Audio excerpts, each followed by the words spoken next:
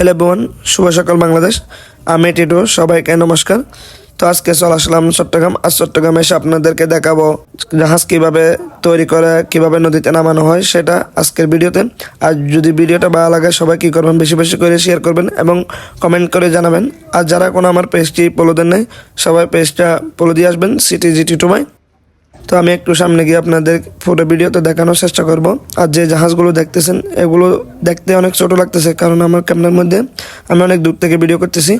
আর এই জাহাজগুলো অনেক বড়। আর দেখেন যে লেনের মতো লোডগুলো দেখতেছেন, আসলে এগুলো কোনো লেনের লোড না, এগুলো করা হয়েছে জাহাজ নামানোর জন্য। যখন জাহাজের কাজ সম্পন্ন হয়ে যায়, তখন জোয়ারের পানি আসে, তখন এই রাস্তা দিয়ে জাহাজগুলো আস্তে আস্তে নদীতে নামানো হয়। তো আজকের ভিডিও এতটুক। সবাই ভিডিওটা যদি ভালো লাগে কী করবেন, বেশি বেশি করে কমেন্ট করবেন। আর সবাই CTG2 পেজটা ফলো দিয়ে পাশে থাকুন। সবাই ভালো থাকবেন।